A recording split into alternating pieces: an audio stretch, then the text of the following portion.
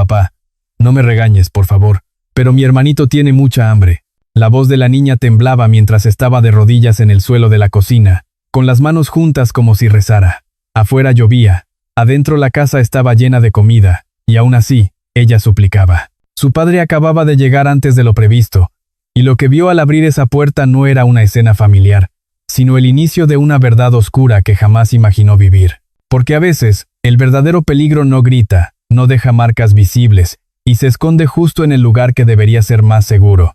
El hogar. Hola a todos, bienvenidos a nuestra historia. No olviden dejar su like, suscribirse al canal y contarnos en los comentarios desde dónde nos están viendo. La lluvia golpeaba los ventanales del penthouse como si quisiera entrar a la fuerza, pesada, insistente, con ese sonido grave que en la Ciudad de México anuncia una noche larga. Alejandro Ramírez giró la llave y empujó la puerta con el hombro. Había regresado 3 días antes de lo previsto de su viaje a Singapur, cansado, con el cuerpo aún desfasado por el cambio de horario, pero con una extraña urgencia que no había sabido explicar ni a sí mismo. Esperaba silencio. Lo que encontró fue un sollozo. No era un llanto cualquiera. Era el llanto de un niño que ya había llorado demasiado, de esos que salen rotos, sin fuerza, como si el pecho se quedara sin aire. Venía de la cocina. Alejandro dejó caer la maleta en la entrada. El sonido seco del golpe resonó en el mármol, pero nadie respondió. Su corazón empezó a latir con violencia, con esa intuición antigua que solo conocen los padres. Algo estaba mal, terriblemente mal. Cruzó el pasillo largo del departamento, iluminado apenas por las luces exteriores de la ciudad. Cada paso le parecía más pesado que el anterior. Al acercarse a la cocina, el llanto se volvió claro. No era un bebé, era la voz de una niña. Empujó la puerta. Lucía estaba de rodillas en el suelo. Tenía 8 años, pero en ese momento parecía más pequeña, encogida dentro de su camisón desgastado, con las manos juntas frente al pecho como si estuviera rezando. Frente a ella, de pie, estaba Verónica Salgado, sosteniendo un plato con comida, elevado apenas unos centímetros fuera del alcance de la niña. Lucía lloraba. No lloraba fuerte. Suplicaba. Por favor, decía con la voz quebrada. Está llorando otra vez. Mateo tiene hambre. Por favor, déjeme llevarle aunque sea un poco. Alejandro se quedó inmóvil en el umbral. 1, 2, 3 latidos. Su mente se negó a aceptar lo que veía. Esa era su casa, su esposa, su hija. Nada de eso encajaba. Verónica observaba a la niña con una expresión que Alejandro nunca le había visto. No había enojo, no había cansancio. Había algo peor, frialdad, control, una calma cruel, casi satisfecha. Los niños que ya cenaron no piden más, dijo Verónica con una voz suave, casi dulce. Esa es la regla. Tú aceptaste las reglas, Lucía. Prometiste portarte bien. Lucía apretó más las manos, como si temiera que si las soltaba todo se desmoronaría. Pero Mateo no entiende reglas, sollozó. Es un bebé. Le duele la pancita. No ha comido desde ayer en la mañana. Por favor. Haré lo que sea. Lavaré los baños otra vez. Limpiaré los pisos. Todo. Por favor. Algo se rompió dentro de Alejandro. Matthew, su hijo menor, apenas tenía 1 año y medio, y su hija estaba rogando comida para él. La imagen de su vida, la que había construido con tanto esfuerzo, se resquebrajó en un instante. La empresa, el éxito, los viajes, el departamento con vista a la ciudad, nada de eso importaba si esto era lo que ocurría cuando él no estaba. Verónica aún no lo había visto. Estaba completamente concentrada en la niña, disfrutando del poder que tenía en ese momento. Alejandro observó a Lucía con una claridad dolorosa. La notó delgada, demasiado. Sus clavículas sobresalían bajo la tela, sus muñecas parecían frágiles, sus mejillas hundidas hacían que sus ojos se vieran enormes, oscuros, llenos de miedo. Cuando había adelgazado tanto, pensó, sintiendo un frío recorrerle la espalda. Entonces habló. Verónica. Su voz salió áspera, irreconocible incluso para él mismo. Las dos se giraron al mismo tiempo. El rostro de Lucía cambió en un segundo. La esperanza duró apenas un parpadeo antes de transformarse en terror puro. Sus ojos se abrieron de par en par. Retrocedió sobre el suelo hasta chocar con los gabinetes, como si quisiera desaparecer, hacerse invisible. Ese gesto le dijo a Alejandro más que cualquier palabra. Verónica reaccionó de inmediato. El plato fue dejado con cuidado sobre la barra. En un instante, la mujer fría desapareció. En su lugar apareció la esposa sonriente. Caminó hacia él y lo abrazó, besándole la mejilla. «Alejandro», dijo con entusiasmo fingido. «¡Qué sorpresa! Llegaste antes». Si hubiera sabido, habría preparado algo especial. Luego miró a Lucía con una sonrisa tensa, cargada de advertencia. Estábamos hablando de la cena, ¿verdad, cariño? Lucía ha estado teniendo problemas con los horarios. Come cuando no debe. He estado tratando de corregir eso. Lucía permaneció inmóvil, rígida, con la mirada fija en su padre. En sus ojos había algo más que miedo. Había resignación, como si ya supiera cómo terminaban estas cosas. Alejandro separó con suavidad los brazos de Verónica y se agachó frente a su hija, a su altura. Su voz cambió. Se volvió baja, cuidadosa. Lucía, mi amor, ¿cuándo fue la última vez que comiste? La niña abrió la boca, la cerró. Miró a Verónica, luego a su padre. Sus dedos retorcían la tela del camisón. Yo ya cené, dijo finalmente. No tengo hambre. Estoy bien. ¿Qué comiste, princesa? Dime qué cenaste. Otra mirada rápida a Verónica. La sonrisa de la mujer se había congelado. Verduras y arroz, respondió Lucía en un hilo de voz. Estaba rico. Fue suficiente. Muéstrame tu plato, dijo Alejandro con calma. Enséñame dónde comiste. Verónica soltó una risa breve, tensa. Alejandro, esto es exagerado. De verdad, estás cansado. Los niños siempre dicen cosas. Yo solo intento mantener orden mientras tú no estás. Pero Alejandro ya caminaba hacia el fregadero. No había platos sucios, no había cubiertos. Solo un tazón pequeño, mal enjuagado, con restos casi invisibles de algo que parecía caldo aguado. Nada más. El refrigerador estaba lleno. Carne, frutas, verduras frescas. Todo lo que una familia podría necesitar. Demasiado contraste. Entonces lo vio. Al fondo, escondida detrás de botellas de agua, había una lonchera pequeña. Tenía escrito el nombre de Lucía con la letra de Isabel, su primera esposa. La letra que conocía de memoria. Sus manos comenzaron a temblar. Dentro había galletas duras y un recipiente vacío, con apenas migajas. Alejandro cerró los ojos un segundo. Cuando volvió a mirar a Verónica, su voz era lenta, contenida. ¿Por qué mi hija esconde comida en su propia casa? Verónica se cruzó de brazos. Porque roba comida y la desperdicia. Tengo que enseñarle disciplina. No quería molestarte con estos problemas. Alejandro se volvió hacia Lucía, sosteniendo la lonchera. Es verdad, hija. Lucía negó con la cabeza. Las lágrimas caían sin ruido. No, susurró. Yo la guardo para Mateo. Porque siempre tiene hambre. Porque llora. Porque tengo miedo. El aire se volvió pesado. Verónica dio un paso adelante, furiosa. Mentira, dijo entre dientes. Alejandro reaccionó sin pensar. Se colocó frente a su hija, firme. No te atrevas, dijo. No la toques. En ese instante, Alejandro supo que su vida acababa de cambiar para siempre, y que aquella noche apenas estaba comenzando. Verónica se movía por la cocina como si nada hubiera ocurrido. Tomó el plato que había dejado sobre la barra, lo cubrió con una tapa de plástico, y lo guardó en el refrigerador con movimientos tranquilos, casi elegantes. El sonido del recipiente al cerrarse resonó más fuerte de lo normal en el silencio espeso que había quedado en el aire. Alejandro seguía de pie, sin quitar los ojos de ella. Lucía permanecía acurrucada contra los gabinetes, en silencio, con las rodillas recogidas y la mirada baja, como si temiera que cualquier movimiento pudiera empeorar las cosas. No es lo que parece, dijo Verónica al fin, girándose hacia él con una sonrisa controlada. Llegas cansado, desubicado por el viaje, y ves una escena fuera de contexto. Eso es todo. Su tono era calmado, razonable, el mismo que usaba en las reuniones sociales cuando alguien se mostraba incómodo. La voz de una mujer educada, segura de sí misma, que sabía exactamente qué decir y cuándo decirlo. Lucía ha estado teniendo problemas con la comida, continuó. Come a deshoras, se levanta por la noche, esconde cosas. Yo solo intento ayudarla a crear hábitos. Tú siempre has dicho que la disciplina es importante. Alejandro no respondió de inmediato. Observó a su esposa con una atención nueva, incómoda. Había algo en su manera de hablar que no lograba encajar del todo. Las palabras eran correctas, pero no el fondo, como una melodía conocida tocada con notas falsas. Lucía, ven acá, dijo él con suavidad. La niña no se movió. Sus dedos apretaron el camisón a la altura del pecho. Miró primero a Verónica, luego a su padre, y finalmente negó con la cabeza casi imperceptiblemente. Está bien, dijo Alejandro despacio. Quédate donde estás. Verónica soltó un pequeño suspiro, exagerado. ¿Ves? Dijo, señalando a la niña. Siempre exagera, siempre dramatiza. Desde que murió Isabel se ha vuelto muy sensible. Tú lo sabes. El nombre de su primera esposa cayó como una piedra en el pecho de Alejandro. Lo sintió como un golpe seco, innecesario. Lucía reaccionó al instante. Sus hombros se tensaron, y bajó aún más la cabeza. Alejandro dio un paso adelante. «No hables así de ella», dijo sin alzar la voz. Verónica levantó las manos en un gesto conciliador. «No me malinterpretes. Yo la quiero.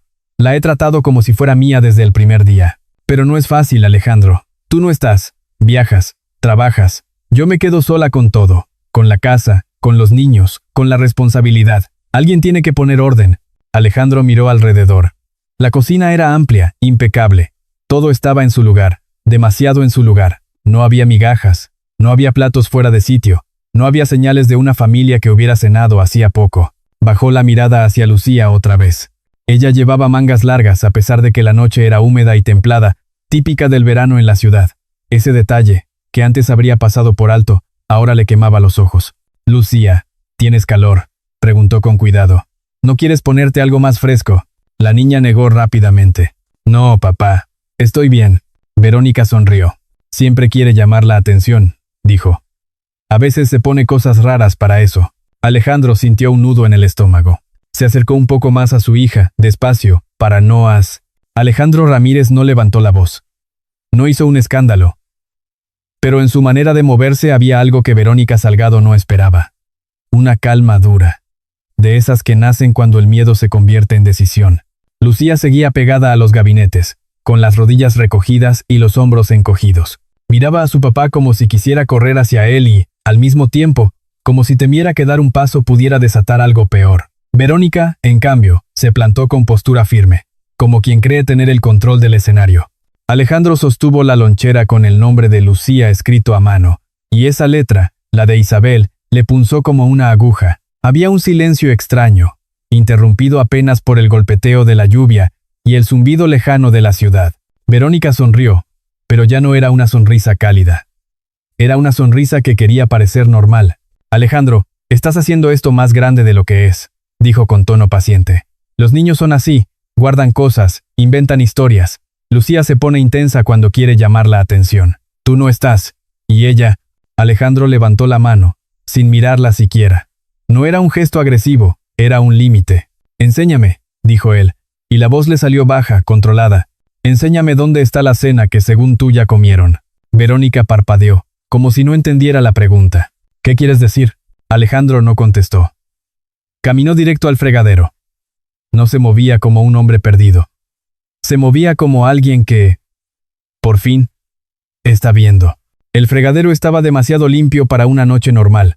Una familia deja rastros, un vaso olvidado, un plato con salsa, un tenedor en el agua, algo. Pero ahí solo había un tazón pequeño, enjuagado a medias, con una marca pálida pegada al fondo, como si hubiera tenido caldo, no comida de verdad.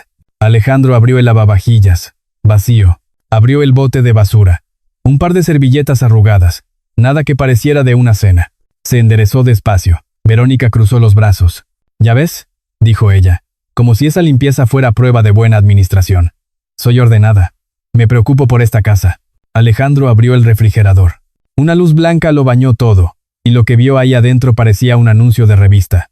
Frutas acomodadas, verduras frescas, recipientes con etiquetas, carnes empacadas, quesos, yogurt, jugos, todo perfecto, todo abundante, todo caro, no faltaba nada. Y aún así, su hija había estado de rodillas pidiendo un plato de comida para su hermanito. Esa contradicción le cayó como piedra en el estómago. Con movimientos lentos, Alejandro apartó algunas botellas de agua mineral y unas cajas ordenadas al fondo. Algo no le cuadraba. Su mirada se detuvo en una esquina, detrás de un paquete grande, como si alguien hubiera querido esconder algo sin que se notara demasiado. Ahí estaba, una lonchera pequeña, con la tela un poco gastada en la orilla. Tenía el nombre Lucía, escrito con marcador, y la caligrafía era inconfundible. La caligrafía de Isabel, la letra de una mamá que empacaba el lunch con cariño, como si en cada trazo dejara un te amo. Alejandro sintió que se le apretaba la garganta. Sacó la lonchera y la abrió frente a Verónica, no para humillarla, para entender, para confirmar que no estaba imaginando. Adentro había unas galletas duras, de esas que se parten en pedacitos. Había una tapita con migajas, apenas. Nada de fruta, nada de jamón, nada de un sándwich, nada que explicara por qué una niña de 8 años tendría que esconder comida. Verónica dio un paso, como si fuera a arrebatarle la lonchera. Eso es lo que ella guarda cuando roba, dijo rápido. Lucía toma cosas y luego las deja ahí, como si fuera un juego. Yo le estoy enseñando que... Alejandro giró la cabeza con un movimiento corto. La miró directo a los ojos por primera vez desde que había entrado a la cocina. No uses esa palabra, dijo él. Despacio. No delante de mi hija. Verónica se quedó callada apenas un segundo. Luego soltó una risa corta, tensa. Ay, Alejandro. Llegaste cansado y quieres jugar al detective. Esta niña sabe manipular. Sabe llorar para que tú le des la razón. Es tu debilidad. Lucía apretó los labios. Sus dedos se aferraron a la tela del camisón como si fuera una cuerda salvavidas. Alejandro se agachó, con la lonchera en la mano, y bajó la voz aún más. Lucía, mi amor, mírame, pidió. Solo mírame. Los ojos de la niña, grandes y oscuros, se encontraron con los de él. En esa mirada había un rastro de esperanza, pero también un miedo antiguo, de esos que no aparecen de un día para otro. Dime la verdad, hija. Esa lonchera, ¿la escondiste tú? Lucía tragó saliva. Miró de reojo a Verónica. Y Verónica le sostuvo la mirada, fría, como si le recordara algo sin decirlo. Alejandro lo notó. Notó cómo su hija buscaba permiso en la mujer que no era su madre. Notó cómo su cuerpo se tensaba, como si la cocina fuera un campo minado. Alejandro extendió una mano hacia Lucía, pero no la tocó. Dejó que fuera la niña quien decidiera acercarse o no. No te va a pasar nada por decirlo, susurró. Te lo prometo. Lo que digas, yo lo voy a escuchar. Lucía abrió la boca, pero la voz no le salió. Solo salió aire. Luego apretó los ojos, como si hiciera fuerza para ser valiente. Sí, dijo por fin, casi sin sonido. Sí la escondí. Verónica soltó un suspiro como de triunfo. ¿Ves? Dijo. Lo hace, lo admite. Pero Lucía movió la cabeza, desesperada, y las lágrimas le volvieron a llenar los ojos. La escondí para Mateo, dijo rápido, como si tuviera que decirlo antes de que la callaran. La escondí porque a veces no le dan. Porque llora, y yo no sé qué hacer. El silencio cayó como una cobija pesada. Alejandro sintió un golpe seco dentro del pecho. La cocina se le hizo pequeña. El mundo se le hizo corto. Su hijo. Su bebé. Llorando de hambre en una casa donde sobraba comida, Verónica reaccionó enseguida, intentando recuperar el control. Eso es mentira, dijo con un tono firme, casi indignado. Mateo está enfermito, nada más. A veces no quiere tomar. Tú sabes cómo son los bebés. Ella exagera para que tú la protejas. Lucía negó con la cabeza, temblando. No es eso, insistió. Yo escucho cuando llora, en la noche. A veces no lo cambian. A veces huele feo, y llora, y yo no puedo entrar porque la puerta está cerrada. Yo solo quería llevarle algo, aunque sea poquito. Alejandro se levantó despacio. No gritó. Pero su cara cambió. La calma se le volvió filo. Verónica, dijo. ¿Por qué estaría mi hija guardando migajas para su hermano? Porque es dramática, respondió ella de inmediato. Porque extraña a Isabel y quiere llamar tu atención. Porque tú la consientes. Alejandro apretó la lonchera entre las manos. La letra de Isabel seguía ahí, como un recordatorio silencioso de lo que él juró alguna vez, cuidar a sus hijos. Lucía dio un paso pequeño hacia su papá, apenas un paso, pero para ella era un salto enorme. Alejandro lo vio el esfuerzo, vio la necesidad de seguridad. Dime algo, hija, dijo él, mirándola con suavidad. Lo que acabas de decir, lo has dicho antes. A alguien, a Verónica. Lucía bajó la mirada, sus hombros cayeron. Sí, admitió. Pero me dijo que si yo hablaba, si yo decía algo, me iba a quitar a Mateo. Me dijo que nadie me iba a creer porque soy una niña. Verónica dio un paso hacia adelante, con una expresión que ya no era de esposa paciente. Lucía, cállate, dijo con una voz que se le escapó más dura de lo que quería mostrar. Y en ese instante, Alejandro lo entendió sin necesidad de más pruebas. No entendió todo, no todavía. Pero entendió lo esencial. Su hija tenía miedo. Miedo real. Miedo aprendido. Alejandro se colocó, casi sin pensarlo, entre Verónica y la niña. Fue un gesto simple, pero definitivo. Un muro. No le vuelvas a hablar así, dijo él. Verónica se quedó inmóvil, como si no reconociera al hombre frente a ella. Alejandro continuó, con voz baja, firme, sin adornos. Ahora me vas a decir dónde está Mateo. Y me vas a decir exactamente qué ha comido hoy. Y no me vas a dar discursos. No me vas a culpar por viajar. No me vas a hablar de disciplina. Me vas a responder. Verónica abrió la boca para contestar con otra sonrisa, con otra explicación bonita, pero no le salió. Por primera vez, la máscara le tembló. Lucía, detrás del cuerpo de su papá, soltó un sollozo corto. No de miedo esta vez, de alivio. Alejandro miró hacia el pasillo que llevaba a las habitaciones y sintió que, en algún lugar de esa casa enorme, su hijo lo estaba esperando. Y sin decir una palabra más, apretó la lonchera en la mano, como si fuera una prueba y también una promesa, y dio el primer paso hacia la escalera. Si todavía estás viendo, deja el número 1 en los comentarios, para que sepa que sigues conmigo. Alejandro subió la escalera con pasos rápidos, pero silenciosos, como si temiera que el menor ruido pudiera romper algo frágil en el aire. La lonchera aún le pesaba en la mano, no por su tamaño, sino por lo que significaba. Detrás de él, Lucía lo siguió sin hablar, descalza, con el camisón pegado a las piernas. Iba a una distancia corta, cuidando de no acercarse demasiado, como si todavía no creyera que era seguro caminar junto a su papá. Verónica se quedó en la cocina. Alejandro escuchó su voz detrás, una voz que volvía a querer sonar tranquila. Alejandro, por favor no hagas esto más grande. Mateo está dormido. Está delicado. Vas a despertarlo. Él no respondió. No porque no la oyera, sino porque su cuerpo ya no le obedecía a las palabras. Algo en su interior había cambiado de lugar. Su mente iba adelante, hacia el pasillo de arriba, hacia el cuarto del niño. La casa, tan lujosa, tan ordenada, de pronto se le antojó ajena. La lluvia afuera seguía golpeando los vidrios, y el reflejo de las luces de la ciudad parecía temblar en el piso pulido. En cada escalón, Alejandro recordó pequeñas escenas de meses recientes que antes no le habían parecido raras. Lucía diciendo que estaba cansada. Lucía usando mangas largas incluso cuando hacía calor. Lucía callándose cuando Verónica entraba a la habitación. Recordó videollamadas rápidas desde hoteles, con Verónica sonriendo a su lado, contestando por ella. Recordó lo fácil que había sido creer que todo estaba bien. Al llegar al pasillo del área de los cuartos, Alejandro sintió una corriente de aire más frío. Las luces estaban bajas.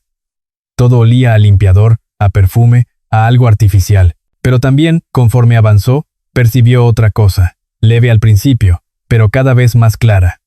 Un olor agrio, pesado, como de encierro y descuido, la clase de olor que no debería estar en el cuarto de un bebé. Se detuvo frente a la puerta del cuarto de Mateo. La manija estaba fría. Alejandro la giró. La puerta no abrió. No por seguro de niño, no por un candado elegante. Estaba cerrada desde afuera. La piel se le erizó. Sus dedos apretaron la manija con fuerza. Probó otra vez, más rápido, con desesperación contenida. Nada. Lucía soltó un sonido pequeño detrás, como un quejido, y Alejandro se giró. La niña bajó la mirada de inmediato, como si ya supiera que esa puerta no se abría. «Papá», murmuró. Y la palabra le salió como si le doliera. A veces la deja así. Alejandro tragó saliva. Buscó con la vista. En un gancho, junto a un cuadro decorativo, colgaba un llavero pequeño. Alejandro tomó las llaves sin pensar. Probó una, luego otra. La segunda encajó.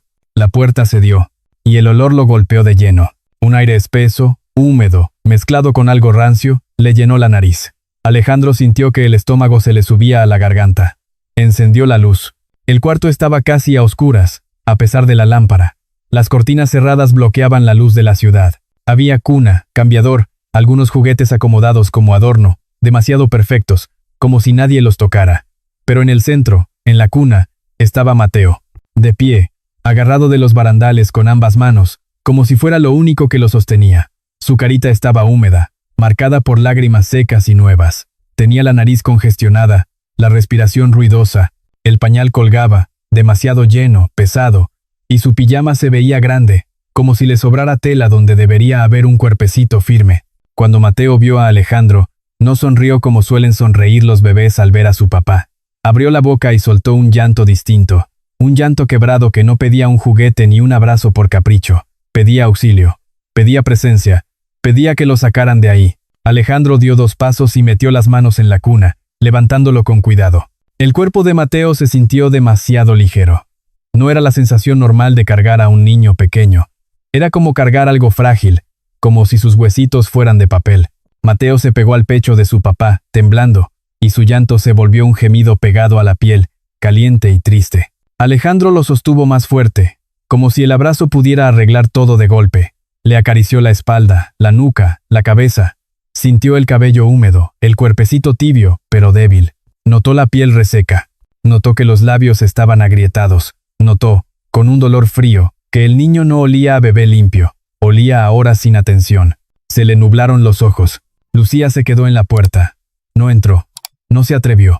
Miraba a su hermanito con una mezcla de amor y culpa, como si ella fuera responsable de cosas que ningún niño debería cargar. Alejandro la vio, y sintió un golpe en el pecho aún más fuerte que el olor del cuarto. «Lucía», dijo él, sin soltar a Mateo. «Ven, mi amor. Ven acá». La niña dudó. Miró hacia el pasillo, como si temiera que en cualquier momento Verónica apareciera y la castigara por estar ahí. Luego, despacio, dio un paso.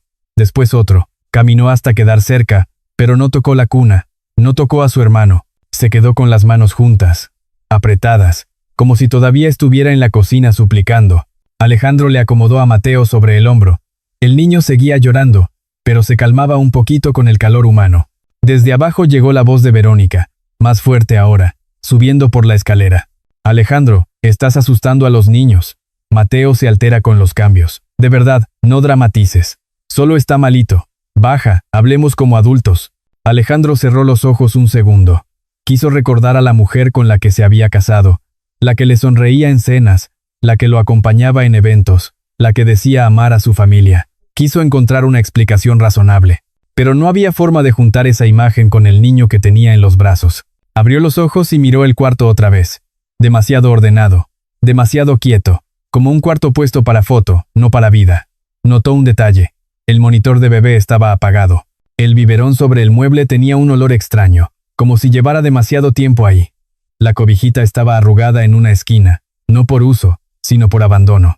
Alejandro sintió que le temblaban las manos. No de cansancio, de rabia contenida, de miedo, de culpa. «¿Cómo pude no verlo?», pensó, y esa pregunta le ardió en la garganta. «¿Cómo pude irme tantas veces?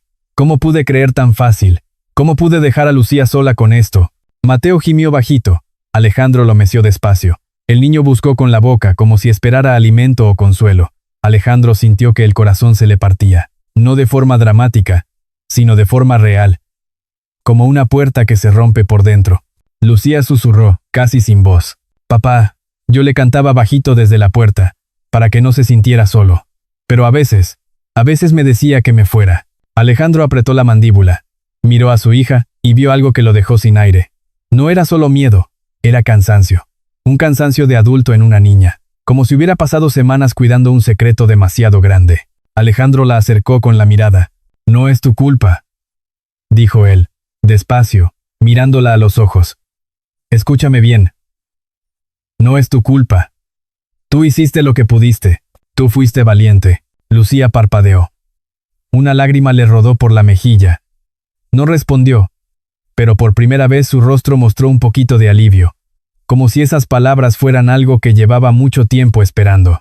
Desde el pasillo, los pasos de Verónica se acercaron. El taconeo subía como un reloj marcando la tensión. Alejandro se giró, todavía con Mateo en brazos, y salió del cuarto sin soltarlo. Se colocó de modo que su cuerpo quedara entre los niños y el pasillo, protegiéndolos con pura presencia. Verónica apareció, con el cabello perfecto, con la bata impecable, con los ojos muy abiertos como si fuera la víctima de una confusión. «Alejandro, ¿qué estás haciendo?», dijo ella, alarmada y ofendida a la vez. «Vas a despertar a todo el edificio. Estás exagerando. Mateo está...». Alejandro la miró. No con furia descontrolada, sino con una frialdad nueva. «No te acerques», dijo. Verónica se quedó quieta, sorprendida por el tono. Alejandro bajó la voz, como si cada palabra fuera una piedra colocada en su lugar. «No vuelves a tocar a ninguno de mis hijos, y no vuelves a cerrar una puerta con mi bebé adentro». Verónica abrió la boca para responder, para justificar, para sonreír, pero Alejandro no le dio espacio. «Voy a pedir ayuda», dijo él, «ahora mismo». Y en ese instante, con Mateo apretado contra el pecho y Lucía pegada a su lado, Alejandro supo que ya no había marcha atrás. La fachada se había roto. La verdad estaba ahí, respirando con dificultad en sus brazos, y él iba a hacer lo que no había hecho antes, actuar. Alejandro se quedó en el pasillo con Mateo pegado al pecho, y Lucía a su lado, como si los tres formaran una sola cosa, un pequeño muro contra todo lo que no quería ver. La lluvia seguía golpeando los vidrios, pero adentro el aire parecía más pesado que el clima. Verónica estaba enfrente, a unos pasos, con el rostro bien puesto, la bata impecable, la mirada calculando rápido qué decir para recuperar el control. Él no discutió. No entró en el juego. Solo caminó. Bajó las escaleras con cuidado para no sacudir al niño, y con una mano libre hizo una seña a Lucía para que lo siguiera. La niña obedeció en silencio, mirando de reojo a Verónica, como quien sabe que cualquier movimiento puede costar caro. Alejandro la vio, y sintió una punzada de rabia que casi le quemó la garganta. Nadie debía caminar con miedo en su propia casa. En la sala, Alejandro dejó la lonchera sobre una mesa, y se sentó un momento, no para descansar, sino para sostener mejor a Mateo. El niño no lloraba ya con fuerza, pero su respiración sonaba trabajosa, y cada quejido era una súplica. Alejandro le besó la frente. Estaba tibia, seca, como si le faltara agua. Le acomodó el pañal con torpeza, notando que estaba demasiado lleno, y el corazón se le encogió. Verónica apareció detrás, como una sombra elegante. Alejandro, te lo ruego, dijo con voz suave. Estás alterando a Mateo. Está delicado. Si lo mueves así, va a empeorar. Déjame ayudar. Yo lo conozco. No, respondió Alejandro sin levantar la mirada. Esa sola palabra detuvo el discurso. Verónica parpadeó, sorprendida. ¿Qué dijiste? Alejandro alzó los ojos. Su mirada era firme, sin gritos, sin amenazas teatrales. Solo un límite. Dije que no, Verónica. No lo vas a tocar. Lucía dio un paso más cerca de su papá, casi pegándose a su pierna. Alejandro sintió esa confianza mínima como una señal de vida. Lo que fuera que estaba pasando, su hija le estaba dando una oportunidad, y él no iba a desperdiciarla. Alejandro sacó el celular. Sus dedos temblaban, pero su mente estaba clara. Tenía que hacer 3 llamadas. 3 personas. 3 puertas que se abrirían de inmediato. La primera llamada fue al número que conocía de memoria. El de la pediatra de la familia, la doctora Mariana López. Una mujer seria, directa, de esas que no se dejan impresionar por apellidos, ni por dinero, ni por historias bonitas. Contestó al segundo tono, con la voz dormida, pero alerta. «Bueno, doctora López, soy Alejandro Ramírez», dijo él, y la urgencia le salió en un susurro duro. «Necesito que venga a mi casa. Ahora, es Mateo. Y también Lucía. No es una consulta normal». Hubo un silencio de un segundo al otro lado. Luego, la voz de la doctora cambió por completo. «Están respirando bien. Hay fiebre. ¿Está consciente el bebé?» «Está consciente, pero está muy débil», respondió Alejandro. «Y hay señales que no entiendo. Necesito que lo vea usted, aquí mismo, esta noche». La doctora no preguntó por qué tan tarde, ni sugirió esperar al día siguiente. «Voy para allá en 20 minutos», dijo con firmeza. «No deje que nadie se lleve al niño. No deje que nadie salga con él. Y si nota que se pone morado o deja de responder, me marca y llama a una ambulancia». Alejandro tragó saliva. «Entendido». Colgó y sintió que el aire entraba un poco mejor. La doctora venía. Una persona externa, una mirada profesional, alguien que no pertenecía a esa casa. Eso era importante. Verónica dio un paso y levantó las manos como si estuviera ofendida por una injusticia. ¿La doctora? ¿A estas horas? Alejandro, por Dios, estás haciendo un circo. ¿Qué van a pensar los vecinos? ¿Qué van a decir en el edificio? Alejandro no respondió. Bajó la mirada a Mateo, le acarició la espalda, y luego marcó la segunda llamada. Esta vez era a su abogado, el licenciado Fernando Castillo, un hombre meticuloso, con voz tranquila, que había estado con Alejandro en asuntos delicados y sabía leer entre líneas. Contestó con la voz grave, recién despertado. «Fernando, soy Alejandro», dijo él. «Necesito que me escuches con atención. Estoy en mi casa. Encontré a mis hijos en condiciones que no puedo explicar. Necesito saber qué puedo hacer esta noche, hoy, ahora, para sacar a mi esposa de aquí sin poner en riesgo a los niños». Del otro lado, Fernando no respondió con preguntas pequeñas. Su tono se volvió inmediato, serio. «Alejandro, dime qué pasó. Lo más claro que puedas, sin adornos». Alejandro respiró hondo. Miró a Lucía, que se había quedado quieta, como si temiera que hablar empeorara las cosas. Él no la presionó. Solo contó lo que había visto, con frases cortas, precisas. La niña de rodillas pidiendo comida. La puerta del cuarto cerrada desde afuera. El bebé débil. La lonchera escondida con migajas. Fernando guardó silencio unos segundos, como si acomodara todo en la cabeza. «Alejandro, lo primero es proteger a los niños», dijo al fin. «No dejes a esa mujer a solas con ellos ni un segundo. Lo segundo, necesitamos documentación. Médico. Fotos si es necesario. Y lo tercero, si hay riesgo inmediato, puedes llamar a la policía. No te preocupes por cómo se ve. Esto es serio». «¿Puedo pedir una orden de restricción ya?», preguntó Alejandro. «En cuanto tengamos el reporte médico y una declaración básica, sí. En la mañana lo muevo con el juez de guardia.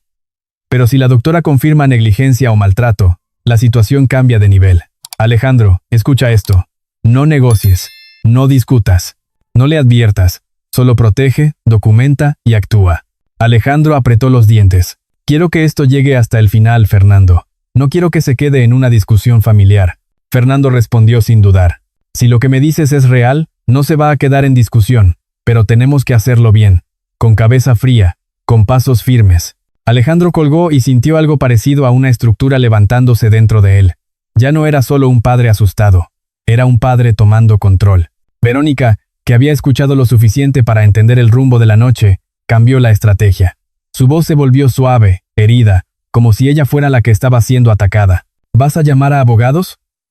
¿En serio? Alejandro, mira tu cara. Vienes de viajar, estás agotado. Estás confundido. Lucía lo sabe. Por eso te dice esas cosas. Esa niña. Basta, dijo Alejandro. Y ahora sí levantó la voz lo mínimo necesario para que la palabra quedara clavada. Lucía se estremeció, pero Alejandro se giró de inmediato hacia ella, bajando el tono. No es contigo, mi amor. Mírame. ¿Estás bien? Lucía asintió apenas, respirando rápido. Alejandro hizo la tercera llamada. Esta era la que más le dolía, porque significaba admitir algo que había negado por meses, que necesitaba ayuda de la familia, que no podía solo. Marcó a su hermana, Rosa Ramírez. Contestó con voz adormilada. «¿Alejandro? ¿Qué pasa? ¿Todo bien?» «No, Rosa», dijo él, directo. «Necesito que vengas. Ya. Ahora mismo. Necesito que estés con los niños. Necesito a alguien de confianza en esta casa». Hubo un silencio largo. Rosa no preguntó por qué, como si su instinto ya supiera que era grave. «¿Está Verónica ahí?» preguntó, seca. «Sí». Rosa inhaló con fuerza. «Voy saliendo. Dime dónde estás. ¿La policía está contigo?» «Todavía no». «Entonces no cuelgues mucho tiempo», respondió Rosa. «Mantén el teléfono cerca y no la dejes acercarse. ¿Me oyes? No la dejes». Alejandro sintió un nudo en la garganta. «Te espero». Colgó. Se quedó un segundo con el celular en la mano, como si no reconociera su propia vida. 3 llamadas. 3 hilos de ayuda jalando hacia la luz. Y aún así, el miedo seguía ahí, sentado en el pecho. Verónica dio un paso más, intentando acercarse a Mateo con una mano extendida. Alejandro se levantó de inmediato, girando el cuerpo para cubrir al niño. No fue brusco, fue instintivo, protector. «Ni un paso más, Verónica», dijo él. Los ojos de Verónica se endurecieron por un instante. Algo oscuro asomó, breve, antes de que regresara la máscara de esposa razonable. «Esto es una locura, Alejandro. Vas a arrepentirte. Estás destruyendo tu familia por un malentendido». Alejandro no mordió el anzuelo. Miró a Lucía y, sin decirlo, le hizo una promesa con la mirada. Ya no estaba sola. En ese momento, Mateo soltó un quejido pequeño, como si le doliera el cuerpo por dentro. Alejandro lo abrazó más fuerte, sintiendo que cada minuto contaba. Afuera, la lluvia seguía. Adentro, la casa parecía contener el aliento. Y Alejandro, con su hijo en brazos y su hija pegada a su lado, esperó la llegada de la doctora Mariana López, sabiendo que en cuanto ella cruzara esa puerta, la verdad dejaría de ser una sospecha y se convertiría en algo que nadie, ni siquiera Verónica, podría ocultar. Lucía no lloraba a gritos. Eso era lo que más inquietaba a Alejandro. No era un berrinche, no era un susto pasajero. Era un dolor guardado, una tristeza que ya había aprendido a esconder para sobrevivir.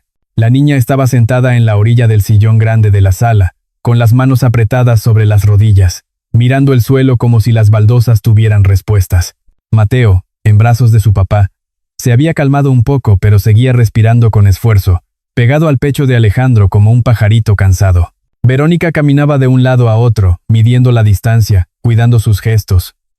Era la misma mujer que en reuniones sabía sonreír, servir café, decir palabras bonitas. Ahora también lo intentaba, como si esa máscara pudiera tapar lo que ya era evidente. «Alejandro», dijo con suavidad, «tienes que confiar en mí.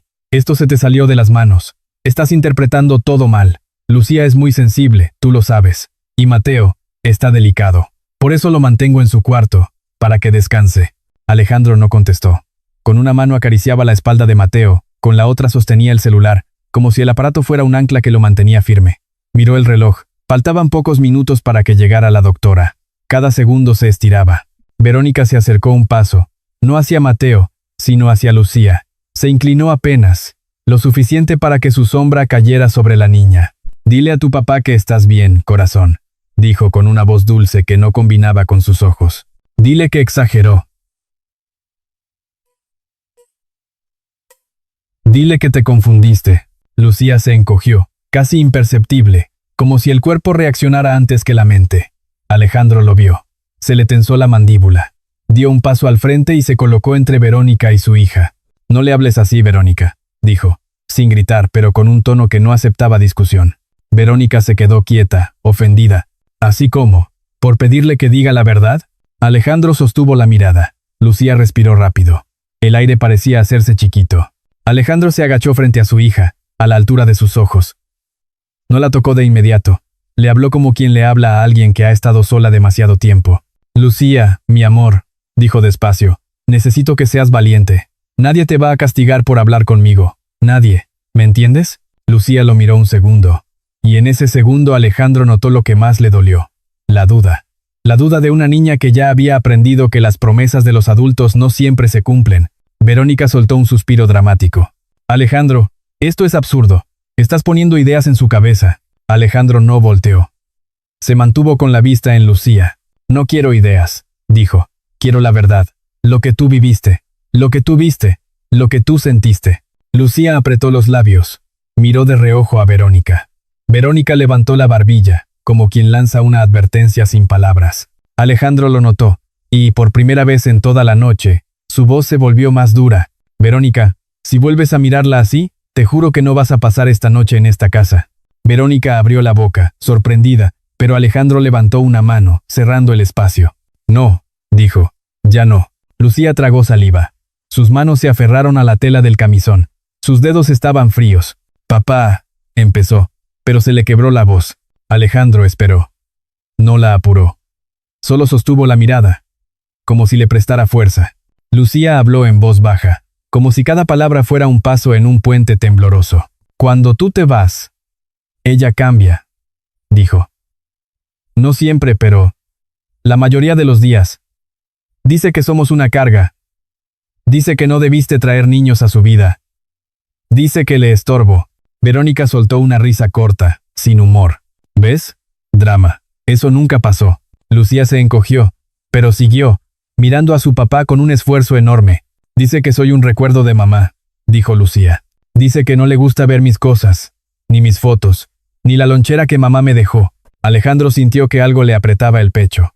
La palabra mamá en la boca de Lucía sonó como una campana de duelo. Isabel, la ausencia, el vacío, y él, creyendo que con el tiempo todo se acomodaba. Lucía respiró hondo, y, como si el dique se rompiera por fin, las frases empezaron a salir con más claridad. Me pone a limpiar mucho, dijo. Me despierta temprano. Si no queda perfecto me regaña. Si me equivoco, no me deja cenar. Y si lloro, dice que soy una malcriada. Verónica dio un paso hacia adelante. Ya basta, Lucía. Te estás inventando cosas porque tu papá llegó de malas. Alejandro se puso de pie. Su cuerpo volvió a ser muro. Mateo se quejó bajito, pero Alejandro lo abrazó con más cuidado, como recordándole al mundo que ahí había un niño. No le vuelvas a decir que se inventa nada, Verónica, dijo él. Lucía tembló. Sus ojos se llenaron de lágrimas, pero esta vez no eran lágrimas de rendición. Eran lágrimas de alguien que por fin se atreve a decir lo que llevaba guardado. Me agarra fuerte del brazo, dijo Lucía, y se tocó el antebrazo sin levantar la manga. Me duele. A veces me deja marcas, y una vez me jaló el pelo. Me dolió mucho, y me dio vergüenza porque pensé que era mi culpa. Alejandro sintió un vacío helado en el estómago. Miró la manga larga del camisón. Miró ese gesto de cubrirse, y todo encajó de golpe. No era moda. No era frío. Era ocultar. Verónica hizo un sonido de indignación. Alejandro, por favor, no le creas. Es una niña, está confundida. Lucía sacudió la cabeza, desesperada, como si temiera que el tiempo se acabara. Y Mateo, dijo, y su voz se volvió un susurro lastimado. Mateo llora mucho. A veces la puerta está cerrada, a veces está solo. Yo lo escucho. Yo le cantaba desde afuera. Le decía, ya voy, aunque no podía entrar. Y cuando él llora, ella se enoja conmigo, como si fuera mi culpa que él llore. Verónica apretó los dientes. La máscara se le quebró un instante, dejando ver algo más duro, más áspero. ¿Y qué esperas, Lucía? Soltó, sin controlar del todo el tono. Que yo te aplauda. Que todo gire alrededor de ustedes. Lucía se quedó pálida. Alejandro dio un paso adelante, tan rápido que Verónica se detuvo. No, dijo Alejandro con la voz baja y cortante. Ni una palabra más. Hubo un silencio denso. La lluvia afuera seguía. El edificio parecía contener el aliento. Lucía se secó las lágrimas con el dorso de la mano y miró a su papá, como si le faltara decir lo más importante, lo que le había pesado más que el hambre y el miedo. Y me dijo algo, papá, confesó Lucía, y esa frase salió como un hilo. Me dijo que si yo te contaba, si yo decía algo, iba a llevarse a Mateo. Que nunca lo volvería a ver, y que nadie me iba a creer porque ella es adulta y yo soy una niña. Alejandro cerró los ojos un segundo. Sintió el golpe de la culpa como una ola. ¿Cuántas veces Lucía había querido hablar y se había callado? ¿Cuántas veces él había preguntado, todo bien? Y se había conformado con un sí. Cuando abrió los ojos, su mirada ya no buscaba explicaciones. Buscaba protección. Lucía, dijo, y su voz se quebró apenas. Tú no vuelves a tener que cargar eso sola. ¿Me oyes? Nunca más. Lucía, como si esas palabras le abrieran una puerta, se soltó por completo. Lloró, pero esta vez lloró hacia su papá, no contra la pared. Se levantó del sillón, dudó medio paso, y luego, por primera vez en mucho tiempo, se acercó de verdad. Alejandro inclinó el cuerpo hacia ella, sosteniendo a Mateo con un brazo y abriendo el otro. Lucía se metió en ese espacio, apretando la cara contra el costado de su papá. Alejandro sintió la ligereza de su hija, lo delgada que estaba, y el pecho le ardió. Verónica los miró con una expresión rara, mezcla de enojo y sorpresa, como si no pudiera entender que la escena se le estaba yendo de las manos. Dio un paso, intentando recuperar el control con palabras. Alejandro, yo puedo explicarte todo. Estás... En ese momento sonó el timbre. El sonido fue simple, pero cayó como un trueno en la casa. Alejandro levantó la cabeza. Su corazón dio un salto. La doctora Mariana López había llegado. Y con esa puerta a punto de abrirse, Alejandro supo que lo que Lucía acababa de decir ya no era un secreto encerrado entre cuatro paredes. La verdad estaba saliendo a la luz, y Verónica por primera vez se veía realmente inquieta. Si todavía estás viendo, deja el número 1 en los comentarios para que sepa que sigues conmigo. La doctora Mariana López entró con paso rápido, sin perder tiempo en saludos largos. Traía el cabello recogido, una chamarra encima de la pijama, y esa mirada clara de quien ha visto demasiado como para dejarse engañar por una casa bonita. Alejandro le abrió la puerta y, apenas la doctora vio a Mateo en brazos, su expresión cambió. «Pásame al bebé», pidió con firmeza. Verónica intentó adelantarse con una sonrisa amable, como si fuera anfitriona. «Doctora, qué pena molestarla a estas horas. De verdad, Mateo solo trae un malestar del estómago». Y Alejandro llegó muy alterado. Ya sabe, el cansancio del viaje. La doctora levantó la mano, sin agresión, pero con autoridad. «Primero lo reviso, luego hablamos». Alejandro se sentó en el sillón y acomodó a Mateo con cuidado. La doctora sacó su estetoscopio, una lamparita pequeña y un termómetro. No hizo comentarios dramáticos, solo observó, midió, tocó, escuchó. Mientras revisaba, Mateo se quejaba bajito, sin fuerza.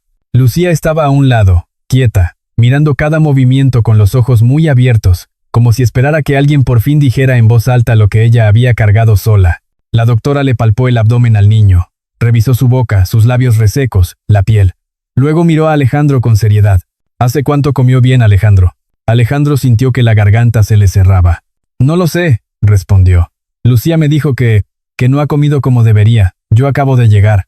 Verónica soltó una risa suave, indignada. «Doctora, con todo respeto, esto es un malentendido. Mateo es muy delicado. A veces no quiere tomar. Y Lucía se pone exagerada». La doctora no se volteó hacia Verónica. Siguió trabajando. Midió la temperatura. Revisó el pañal. Anotó algo en una libreta pequeña. «Voy a revisarte a ti también, Lucía», dijo con una voz calmada, como si le hablara a una nieta. Lucía dio un paso hacia atrás, por reflejo. Alejandro extendió una mano. «Está bien, mi amor. La doctora está aquí para ayudarte». Lucía tragó saliva y se acercó. La doctora le pidió levantar un poco la manga. Lucía vaciló, mirando de reojo a Verónica. Alejandro se colocó ligeramente de lado, tapando la vista de su esposa, como si ese gesto le diera a Lucía permiso para respirar. La tela subió unos centímetros. La doctora vio. No dijo «qué horror». No gritó. Pero su mandíbula se apretó. Hizo una foto con el celular clínico. Pidió otra vista. Anotó. Observó con cuidado. Luego revisó el cuero cabelludo con suavidad, separando el cabello. Verónica cambió de color.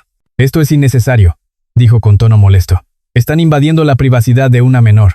La doctora levantó la vista por primera vez, y su voz fue clara. «Soy médica, y mi obligación es proteger a los niños cuando veo señales de descuido o trato cruel. Alejandro, Mateo necesita atención médica hoy mismo, y Lucía también requiere evaluación. Además, tengo que dar aviso a las autoridades correspondientes. No es un favor, es un deber». El silencio cayó pesado. Verónica abrió la boca para protestar, pero Alejandro habló antes. «Hágalo, doctora», dijo él. «Todo. Quiero que quede registrado». Lucía soltó un suspiro tembloroso, como si el aire por fin le entrara completo a los pulmones. La doctora guardó sus instrumentos y miró a Alejandro con la misma seriedad. «Antes de movernos, necesito que nadie se lleve a los niños ni salga de la casa. Y necesito que usted, Alejandro, piense en cualquier cosa que pueda ayudar a aclarar lo que ha pasado». Fue entonces cuando a Alejandro se le encendió una idea, como una luz fría en la cabeza. «Las cámaras», dijo, casi para sí. «Las cámaras de seguridad». Verónica se enderezó de golpe. «¿Cámaras? ¿Qué cámaras?». Alejandro ya iba caminando hacia su oficina, una habitación con libreros y un escritorio grande, donde solía revisar correos y contratos. Encendió la computadora con manos firmes, aunque el corazón le golpeaba como martillo.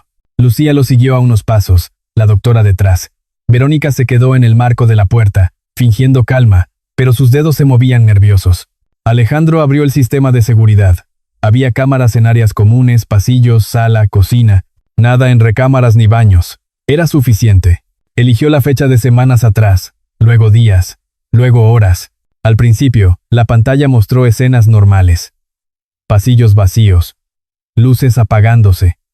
La sala silenciosa.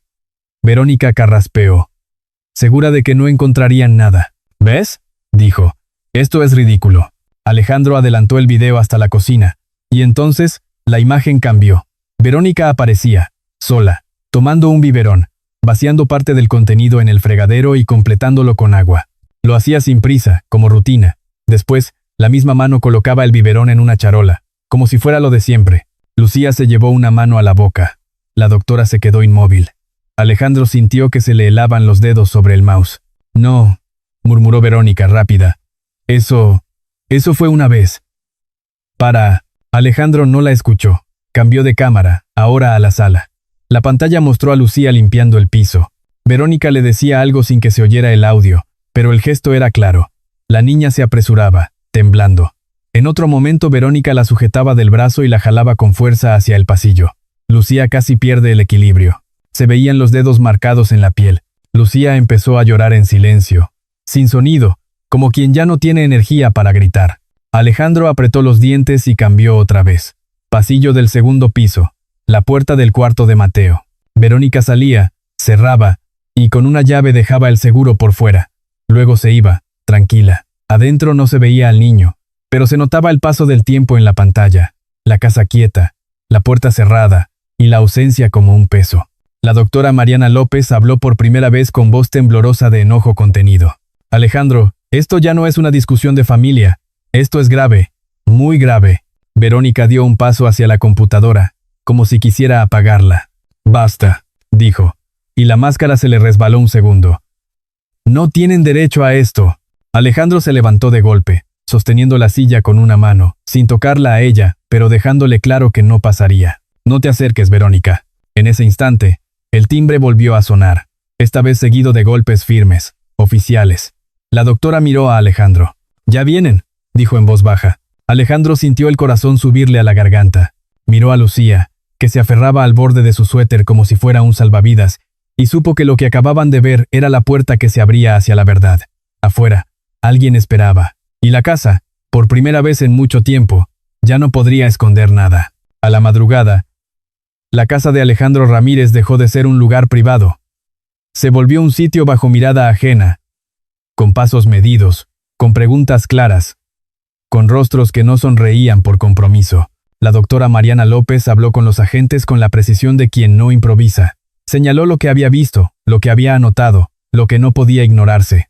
Lucía se quedó pegada a su papá, y Mateo, envuelto en una cobija, por fin dormía un poco, aunque su respiración seguía rara, como cansada. Verónica Salgado intentó mantener su papel.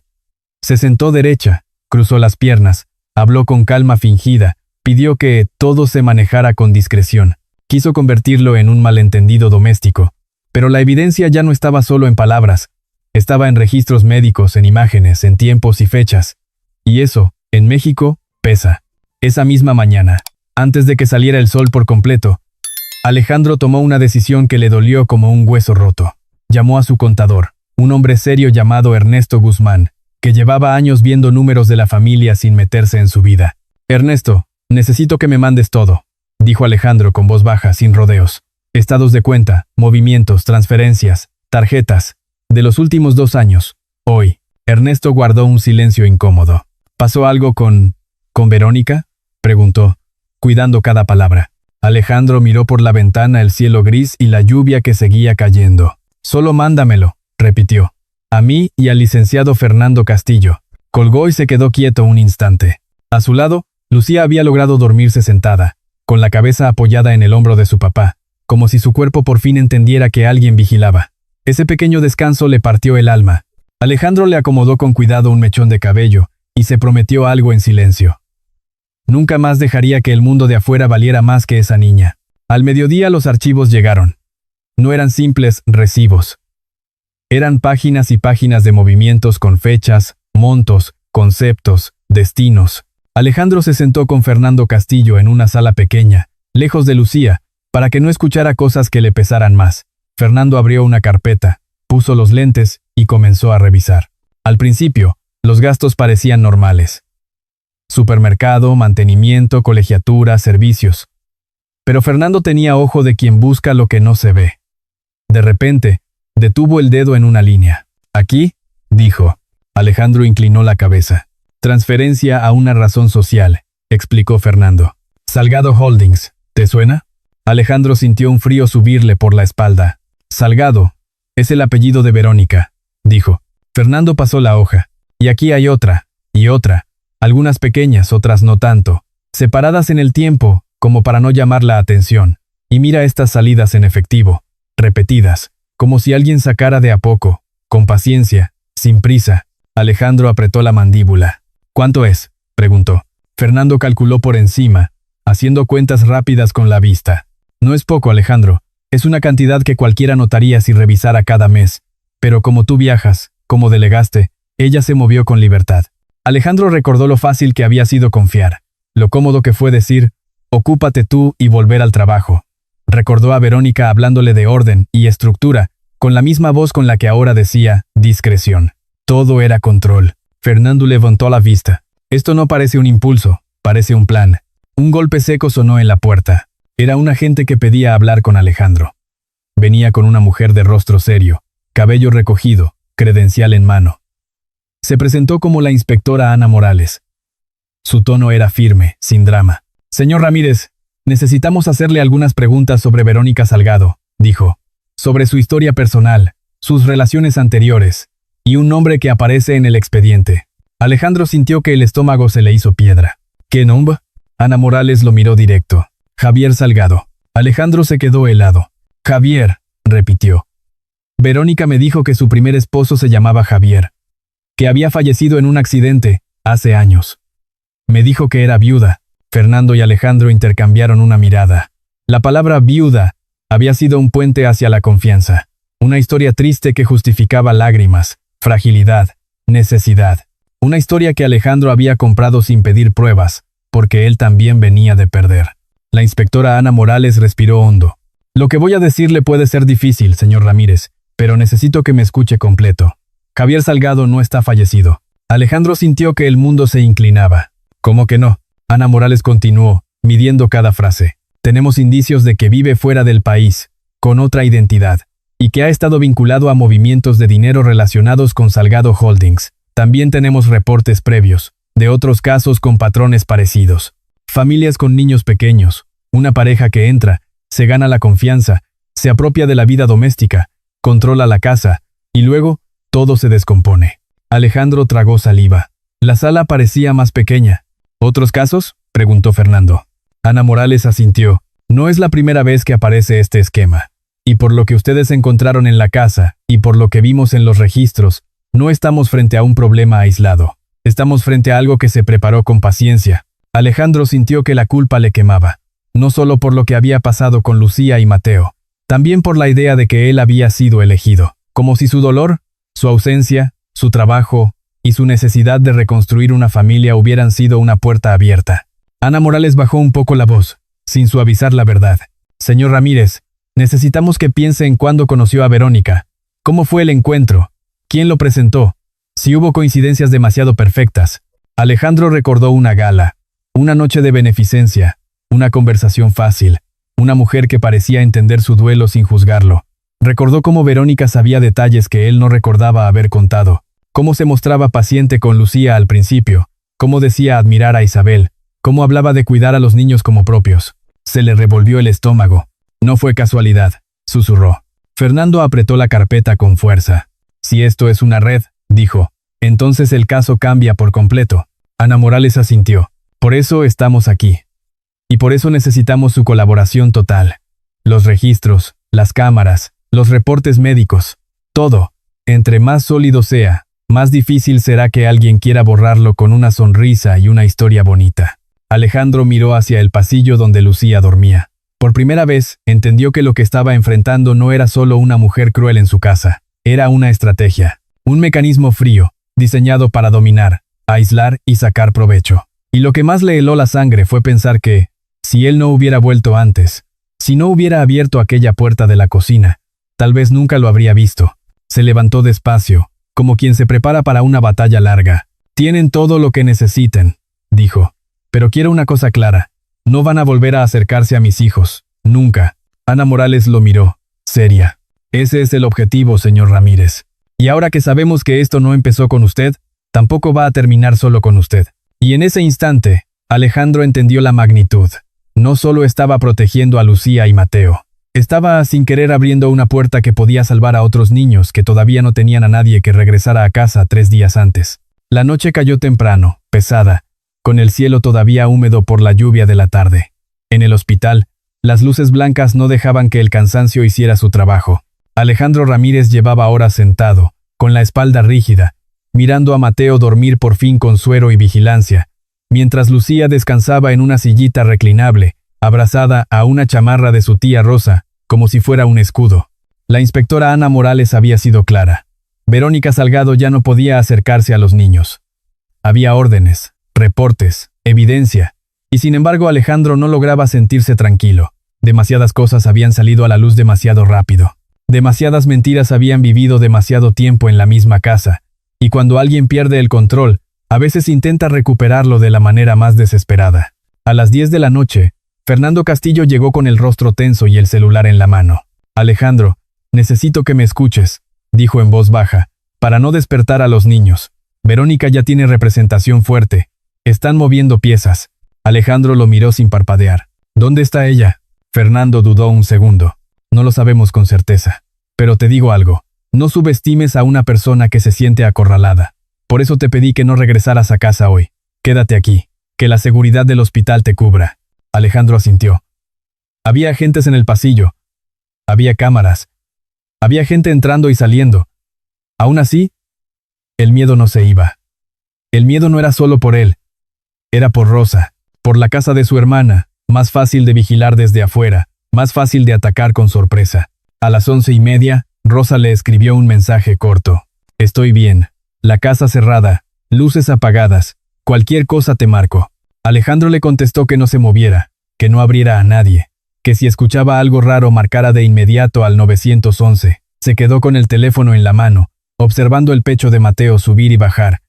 Pequeño, frágil, pero vivo. Cada respiración le parecía un milagro y una acusación al mismo tiempo.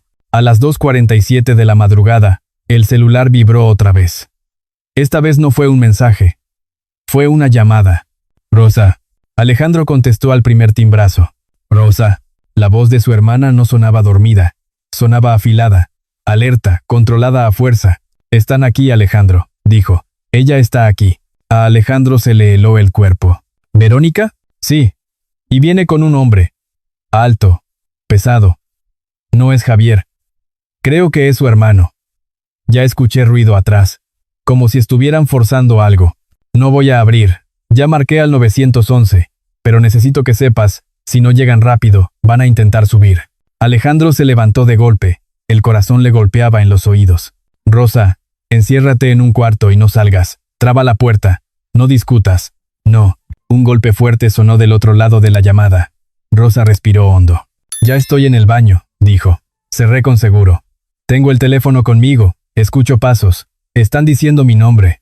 Alejandro apretó el celular con tanta fuerza que le dolieron los dedos. Rosa, escúchame. Quédate ahí. No respondas. La policía va en camino. Yo voy a avisar aquí mismo. En la llamada se escuchó una voz lejana, femenina, controlada, como si quisiera sonar amable pero no lo lograra. Rosa, abre. Solo queremos hablar. Rosa no contestó. Alejandro escuchó el silencio firme de su hermana y sintió orgullo y terror a la vez. De pronto, otro golpe. Más cerca. Rosa soltó aire, pero no gritó. Su voz siguió clara. Si te pasa algo, Alejandro, cuida a los niños. Pero no me va a pasar, añadió enseguida, terca. No les voy a dar el gusto. La línea se cortó. Alejandro se quedó un segundo sin aire. Luego reaccionó como si el cuerpo supiera qué hacer antes que la mente. Presionó el botón de emergencia junto a la cama de Mateo. En segundos entró una enfermera. Detrás un guardia de seguridad del hospital. Necesito a la policía aquí ahora, dijo Alejandro sin explicar de más. Mi hermana está en peligro. La mujer de la que les hablaron está allá. El guardia ya estaba marcando. La enfermera salió a avisar. Alejandro miró a Lucía, que se había despertado con el movimiento. Los ojos grandes. Asustada. Papá, ¿qué pasa? Alejandro se agachó frente a ella, tomando sus manos con firmeza, sin temblar. Nada te va a pasar, dijo. No te muevas de mi lado, yo estoy aquí. Lucía asintió, apretando los labios. Mientras tanto, a varios kilómetros de ahí, en una colonia tranquila, la casa de Rosa estaba a oscuras por fuera, como ella había planeado. Adentro, Rosa respiraba despacio, sentada en el suelo del baño, con la espalda pegada a la tina.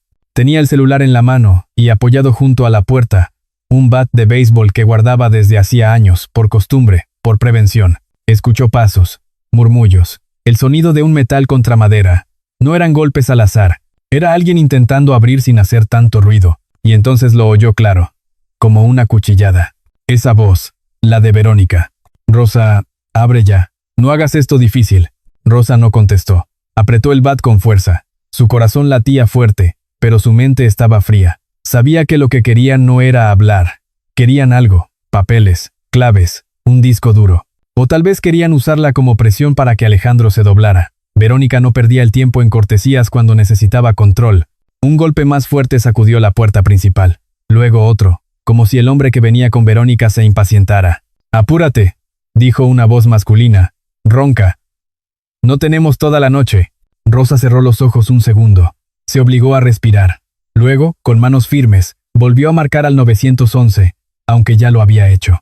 Necesitaba que la llamada quedara abierta, que alguien escuchara. Del otro lado, una operadora le habló en voz calmada. «Señora, ya van unidades. Manténgase en un lugar seguro». Rosa susurró. «Estoy en el baño. Están dentro de la casa». La operadora le pidió que no colgara. Afuera, se escucharon sirenas acercándose. Primero lejanas, luego más cerca. Un minuto que pareció una hora. En el pasillo, Alejandro recibió una llamada corta de la inspectora Ana Morales.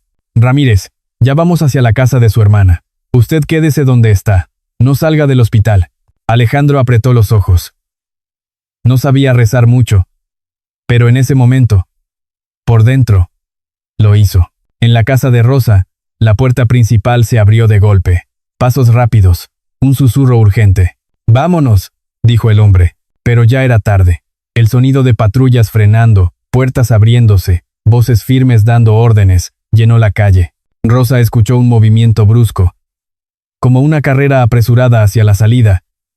Y luego, una frase que la dejó helada, dicha con rabia, sin máscara.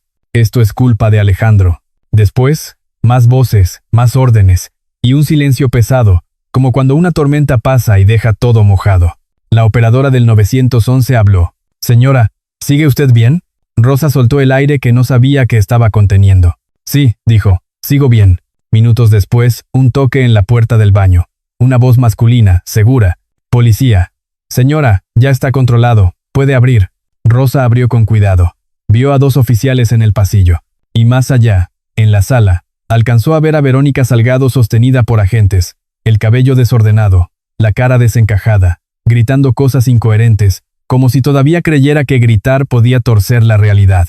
Rosa no sintió triunfo. Sintió alivio. Un alivio tan fuerte que le temblaron las piernas. En el hospital, cuando la inspectora Ana Morales le confirmó a Alejandro que Rosa estaba a salvo y que Verónica había sido detenida de nuevo, Alejandro se apoyó contra la pared y por fin dejó salir un sollozo breve, sin ruido. Lucía lo abrazó por la cintura con fuerza, como si no quisiera soltarlo nunca. Y Alejandro entendió algo con claridad dolorosa. Esa mujer no solo había dañado a sus hijos, había intentado quebrar la red que los protegía. Pero esa madrugada, por primera vez, la red resistió. Y Verónica, sin darse cuenta, había dejado el último rastro que faltaba para que nadie volviera a creerle una palabra. Si todavía estás viendo, deja el número 1 en los comentarios para que sepa que sigues conmigo. 6 meses después, el frío de febrero se metía por las rendijas del Palacio de Justicia como si también quisiera ver el final. Afuera, desde muy temprano, había gente reunida en la banqueta. No eran curiosos de morbo. Eran abuelas con suéteres gruesos, señores con termo de café, madres con mirada seria, personas que habían escuchado la historia y venían con una sola idea en el pecho: que a los niños se les protege, no se les duda. Alejandro Ramírez llegó sin escolta de lujo ni poses. Llegó con Lucía de la mano y con Mateo cargado en el otro brazo. Mateo ya no era el bebé frágil de aquella noche. Tenía mejillas más llenas, ojos atentos y el peso normal de un niño que vuelve a estar bien. Esa sola imagen, para Alejandro, era una victoria silenciosa. Lucía caminaba erguida, con un vestido sencillo y el cabello trenzado. Aún así, su mano apretaba la de su papá con fuerza, como si el edificio entero pudiera tragársela si lo soltaba. Rosa iba a su lado, firme, con la mirada de quien no se deja intimidar. Y detrás caminaba el licenciado Fernando Castillo, con una carpeta gruesa, ordenada, como una promesa. Aquí están los hechos, completos, claros, sin huecos. Dentro, el ambiente era distinto. Silencio, madera, pasos que retumbaban. La sala era amplia y fría, pero llena. En el estrado, el juez miraba serio. En la primera fila, Alejandro se sentó con Lucía y Rosa, mientras Mateo se acomodaba en las piernas de su tía. Fernando se sentó un poco más atrás, listo para intervenir cuando fuera necesario. Cuando Verónica Salgado entró, el aire cambió. No por su presencia, sino por la tensión que arrastraba. Venía arreglada, con el cabello perfecto, el rostro controlado, como si todavía creyera que la imagen podía borrar el pasado. A su lado iba su abogado, un hombre de traje oscuro, con voz ensayada. Más atrás, en otra sección, estaba el hombre que se hacía llamar Javier Salgado, con otro abogado y una expresión rígida. También estaba el hermano, Raúl, con la mirada esquiva. 3 personas, 3 historias, pero un mismo hilo. El juez pidió orden. La fiscal, una mujer joven y firme llamada Sofía Herrera, se levantó para abrir el caso. No habló con gritos ni melodrama. Habló con claridad, como quien sabe que el peso de una verdad no necesita adornos. Señor juez, señoras y señores del jurado, dijo. Este caso trata de 2 niños, una niña de 8 años y un niño pequeño. Trata de una casa donde había comida, pero no siempre llegaba a ellos. Trata de control, de miedo y de una estrategia para ocultar la realidad. Hoy, ustedes verán pruebas, verán registros médicos, verán videos con fecha y hora, y escucharán testimonios. Lucía bajó la mirada al escuchar videos. Alejandro le apretó la mano, sin decir nada. Mateo jugueteaba con el borde de la manga de Rosa, sin entender del todo, pero sintiendo el ambiente pesado. La defensa habló después. Su abogado intentó sembrar dudas con frases suaves. Mi clienta es una mujer que intentó poner orden en una casa difícil, dijo. Hay malentendidos, hay exageraciones, hay una familia dividida por el estrés y por un padre ausente. Alejandro sintió que la sangre le subía. Pero Fernando le había dicho algo desde el inicio. No reacciones. Deja que hablen. Luego, la evidencia hará su trabajo. El primer testimonio fue el de la doctora Mariana López. Entró con su bata, su carpeta y la misma mirada que aquella noche. Habló de manera profesional, sin palabras violentas, describiendo lo que observó. El niño presentaba signos claros de falta de cuidado adecuado, dijo. Y la niña mostraba señales compatibles con un patrón sostenido de trato inadecuado. No fue una impresión. Se documentó con mediciones, con notas clínicas y con fotografías registradas conforme al protocolo. El abogado defensor intentó interrumpir, pero el juez lo detuvo.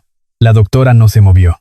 Explicó qué significa que un niño esté débil de forma recurrente, qué significa que una niña tenga miedo de hablar, qué significa que un hogar parezca perfecto, y aún así algo no esté bien.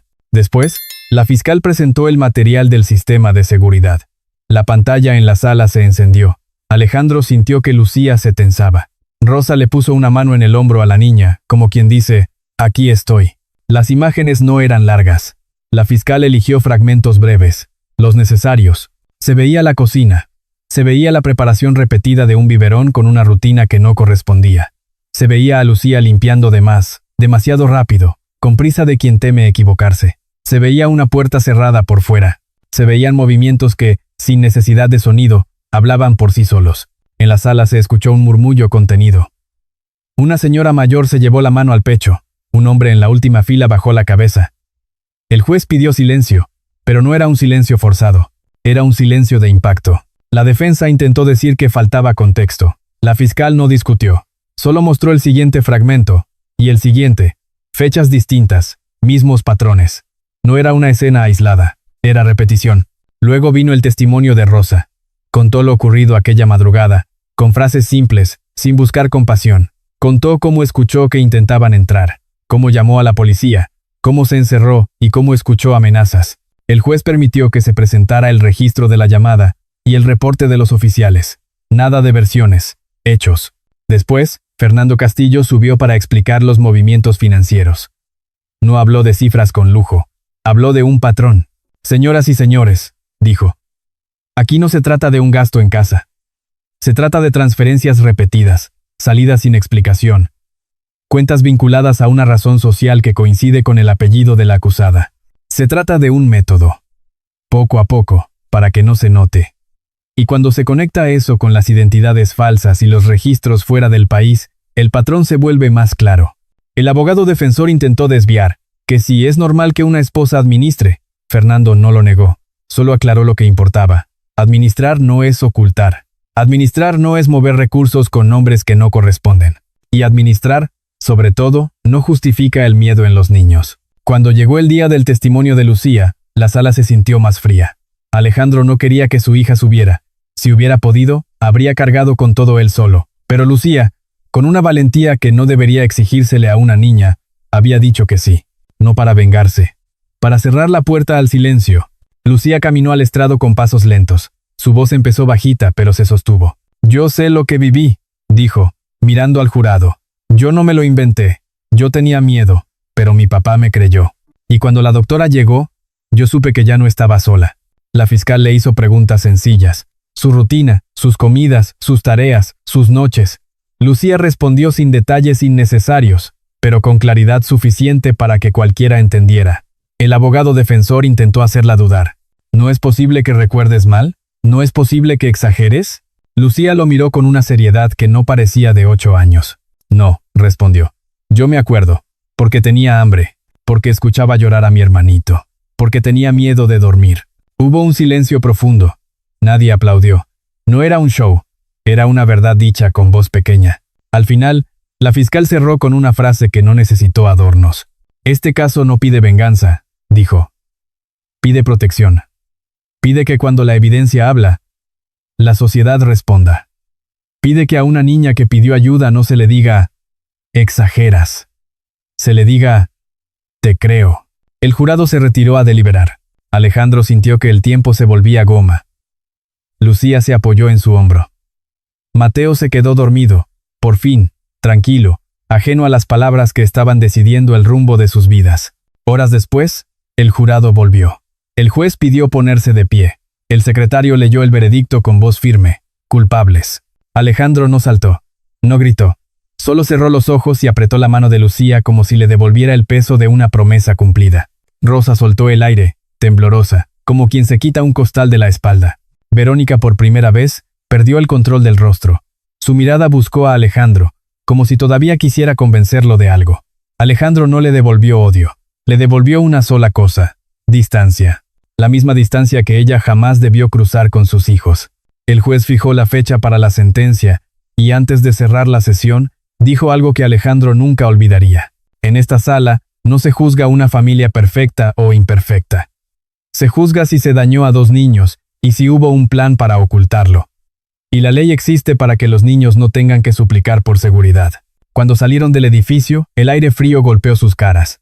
Lucía levantó la vista al cielo gris, y por primera vez en mucho tiempo, Alejandro sintió que su hija respiraba como una niña normal, sin encogerse, sin esperar un regaño al final del día. La justicia no borraba el pasado. Pero esa mañana, al menos, dejaba algo claro. Ya nadie iba a callarlos, y ya nadie iba a poder decir que no se sabía. Después del juicio, la vida no se volvió ligera de un día para otro. Alejandro Ramírez lo descubrió con una verdad que no venía en ninguna sentencia. Cuando se apagan las cámaras y ya no hay reporteros, lo que queda es la casa por dentro, la mente por dentro, y el cuerpo recordando cosas que nadie le pidió recordar. Los primeros días fueron una mezcla rara de alivio y cansancio. Por fin podían dormir sin temer pasos en la madrugada. Por fin había certeza de que Verónica y los suyos no volverían a aparecer con una sonrisa falsa. Pero la paz no llegaba completa. Llegaba por ratos, como sol detrás de nubes. La doctora Mariana López los ayudó a conseguir atención psicológica especializada. Alejandro aceptó sin discutir. Antes, quizá habría pensado que con amor y ya bastaba. Ahora sabía que el amor es base, pero la mente necesita orden y acompañamiento para volver a sentirse segura. Lucía fue la primera en mostrar lo que había estado guardando. No lo hizo con palabras bonitas ni con discursos.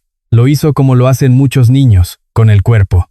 La primera noche en casa, ya sin Verónica, Lucía pidió dormir con la puerta abierta y la luz prendida. Alejandro pensó que era normal, pero cuando apagó la lámpara del pasillo, la niña se incorporó de golpe en la cama, con los ojos abiertos, sin poder hablar. Alejandro corrió, encendió todo, se sentó a su lado y le tomó la mano. «Aquí estoy», le dijo una y otra vez. «Estás a salvo». Lucía respiraba rápido, como si acabara de correr. Tardó varios minutos en calmarse. No lloró fuerte.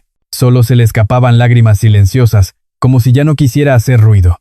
Alejandro se quedó ahí hasta que su hija se durmió, con la mano de ella apretada en la suya como si fuera un amuleto. Con Mateo era distinto. Él era pequeño y no contaba historias, pero su cuerpo sí hablaba. Al principio, comía con una prisa inquietante, como si temiera que alguien le quitara el plato. Si Alejandro se levantaba por agua, Mateo se ponía tenso, vigilando el plato con los ojos. Y lo más extraño, apareció una tarde, cuando Rosa encontró galletas escondidas detrás de un cojín, envueltas en una servilleta. Alejandro se quedó mirando ese pequeño tesoro, como si le hubieran mostrado un mapa de algo que duele. No regañó a Mateo. No le dijo, «Eso no se hace». Se sentó en el piso con él y puso una cajita transparente en la repisa baja de la cocina. «Mira, campeón», le dijo con voz suave. «Aquí siempre va a haber comida. Cuando quieras me lo pides. Y si quieres guardar algo lo guardamos aquí, para que tú sepas dónde está. Pero nadie te va a quitar nada». Mateo no entendió cada palabra, pero entendió el tono. Entendió que su papá no estaba enojado. Entendió, poquito a poquito, que pedir no era peligroso. Rosa se volvió una presencia constante. No porque Alejandro no pudiera, sino porque la familia se sostiene así, con manos extra cuando hace falta. Llegaba los sábados con bolsas de mandado, con fruta, con pan, con historias simples para llenar el aire de cosas normales. A veces traía chocolate caliente cuando hacía frío, y se sentaba con Lucía a ver programas viejos, de esos que tranquilizan, y en medio de esa rutina, la terapia empezó a ser la brújula. La psicóloga, la licenciada Teresa Aguilar, era una mujer de voz serena. En la primera sesión no pidió detalles grandes, pidió cosas básicas. «¿Qué te da miedo, Lucía?», preguntó con calma. Lucía tardó en contestar. Miró a su papá, como buscando permiso. Alejandro asintió. «Me da miedo que no me crean», dijo al fin. «Me da miedo que un día mi papá se vaya otra vez y vuelva a pasar». Alejandro sintió esa frase como un golpe justo, porque era verdad. Él se iba, muchas veces. Y aunque no lo hacía por maldad, para Lucía la ausencia había tenido un precio. Ese día, al regresar a casa, Alejandro no prendió la computadora, no revisó correos, no habló de trabajo. Se sentó con Rosa en la cocina y tomó una decisión que llevaba meses evitando: cambiar su vida de raíz. «No voy a viajar como antes», dijo. «Ya no». Rosa lo miró con alivio y dureza al mismo tiempo. «Te tardaste, hermano», respondió. «Pero aquí estás. Hazlo». Alejandro reorganizó su agenda, delegó responsabilidades, recortó reuniones. Lo que antes era urgente, ahora era negociable. Lo que no era negociable era estar en casa en la noche, cenar con sus hijos, leerles un cuento, escucharles el día, mirarles la cara sin prisa. Al principio, Lucía no lo creía. Cada vez que Alejandro se tardaba más de lo normal en el tráfico, la niña se ponía inquieta, se asomaba por la ventana, caminaba en círculos, preguntaba a Rosa si sabía dónde estaba su papá, y cuando Alejandro entraba por la puerta, Lucía fingía que no le importaba, pero sus ojos se humedecían. Alejandro aprendió a no decir, ya, no pasa nada. Aprendió a decir otra cosa. Entiendo que te asustes, le decía. Tienes razones. Pero mírame, estoy aquí. Y si un día tengo que salir, te lo voy a decir antes. Y vas a tener a Rosa contigo. Y me vas a poder llamar, siempre. Mateo también cambió con el tiempo. Los berrinches bajaron. El sueño se volvió más estable. Y aún así, algunas noches despertaba llorando, buscando con la mano como si buscara a alguien. Alejandro lo cargaba, le daba palmaditas, le hablaba despacio, sin apurarlo. Los meses pasaron, y el progreso no fue una línea recta. Hubo semanas buenas y luego un día malo sin aviso. Como cuando Lucía escuchó en la televisión una noticia sobre un caso de niños y se quedó inmóvil, pálida. Rosa apagó la tele de inmediato. Alejandro se sentó con su hija. ¿Qué sientes?, le preguntó. Lucía respiró hondo, y con la sinceridad de quien ya no quiere tragarse el miedo, dijo, siento que me regreso a esa cocina. Alejandro la abrazó sin apretarla demasiado, sin sofocarla, solo sosteniéndola. Lucía lloró, y luego, poco a poco, volvió. Volvió a la sala, a la tarde, a la casa. Eso era sanar. Irse y regresar. Irse y regresar. Con alguien que te espera. En terapia, Teresa les explicó algo que a Alejandro le cambió la manera de mirar a sus hijos. El miedo no es terquedad, dijo, es memoria. El cuerpo recuerda. Lo que ustedes hacen ahora, cada día, es enseñarle al cuerpo una historia nueva, que la casa es segura, que la comida no se pierde, que las puertas no se cierran para castigar, que los adultos protegen. Alejandro se aferró a esa idea. Por eso hizo pequeños rituales. Nada caro. Nada complicado. Cosas de casa. De familia mexicana. El domingo por la mañana, desayunaban juntos sin prisa. A veces huevos con frijoles y tortillas calientitas. A veces avena con plátano. A veces pan con leche. Lucía ayudaba a poner la mesa. Mateo llevaba servilletas con una seriedad graciosa. Rosa llegaba con jugo de naranja. Y Alejandro, que antes no sabía estar quieto, aprendió a disfrutar el ruido de la cocina.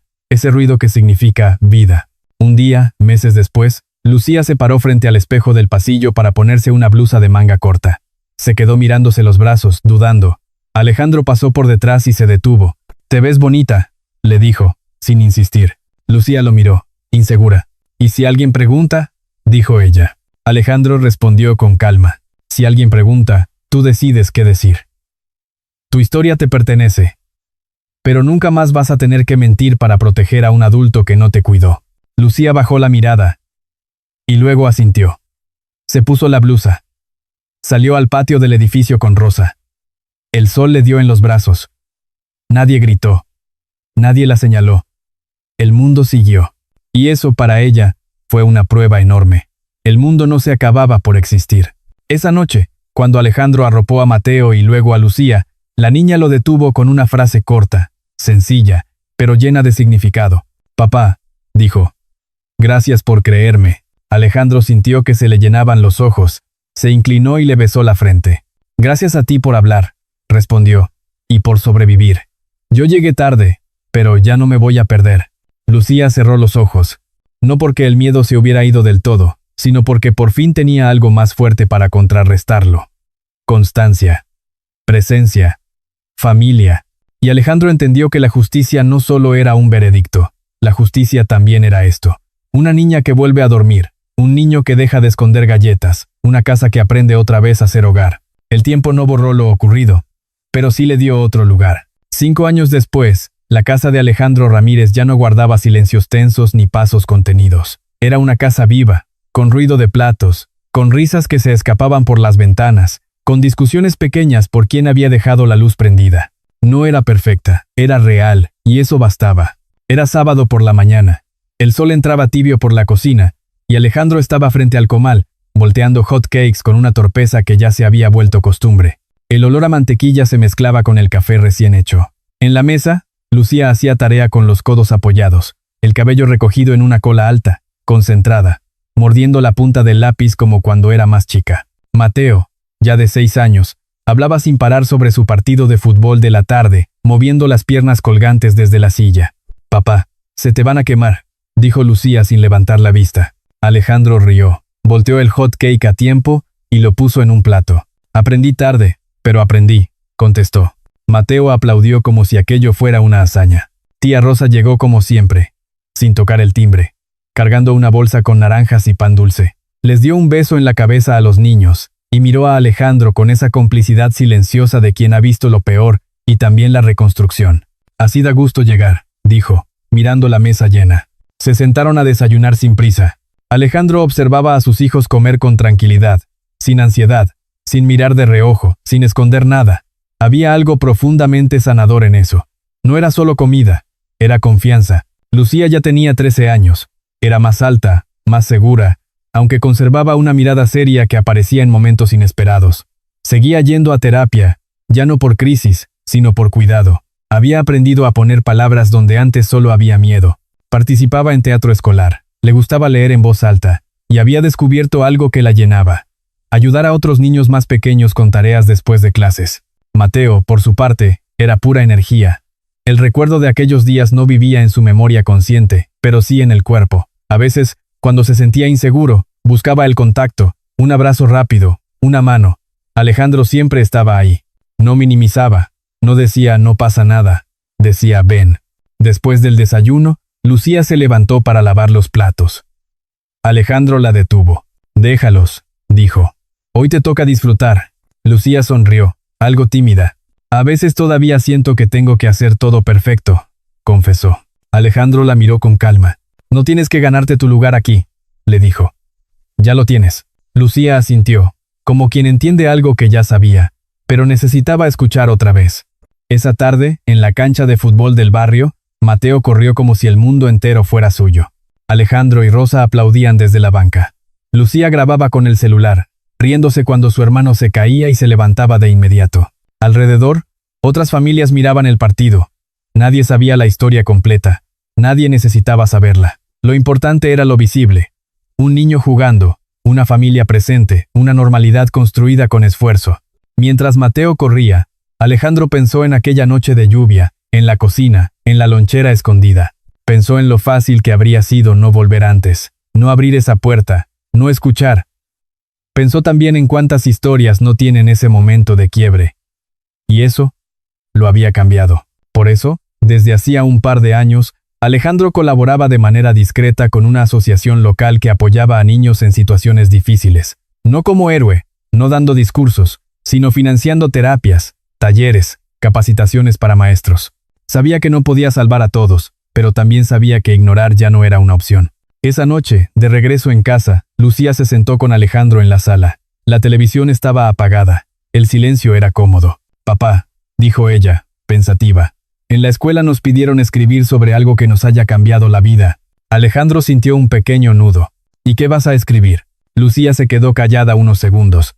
«No sé si escribir todo», respondió, «pero quiero escribir sobre el día que me creíste, sobre cómo eso cambió todo».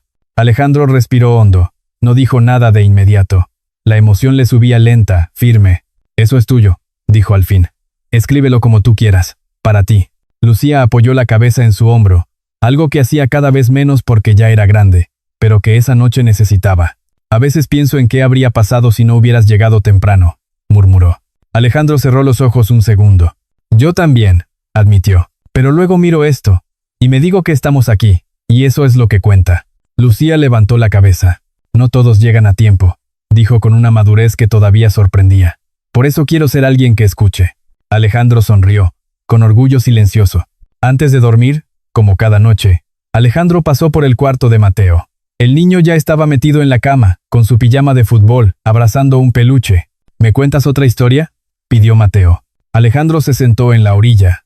«¿La de siempre?», Mateo negó. «Una nueva». Alejandro improvisó. Habló de un niño que aprendió a confiar, de una casa que aprendió a cuidar, de un papá que aprendió a quedarse. No fue una historia perfecta. Fue honesta. Mateo se durmió antes del final, respirando profundo.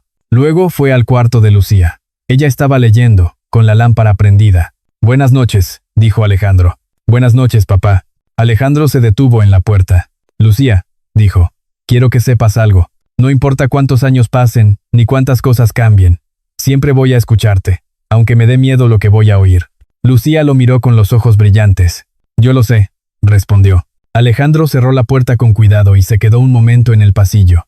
Pensó en la palabra hogar. Antes, la asociaba con éxito, con orden, con apariencia.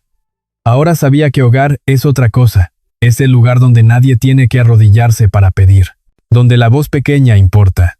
Donde el adulto no usa el poder para dominar sino para proteger. Esa noche, al acostarse, Alejandro no sintió culpa. Sintió responsabilidad, sí, y gratitud. Gratitud por haber llegado. Gratitud por haber creído. Gratitud por haber tenido la oportunidad de reparar. Porque no todas las historias terminan bien. Pero algunas, cuando alguien escucha a tiempo, pueden cambiar de rumbo. Y si algo había aprendido Alejandro, algo que ahora llevaba como regla silenciosa, era esto. Cuando un niño habla, no se le pide pruebas primero. Se le ofrece seguridad. Lo demás viene después. La casa quedó en silencio.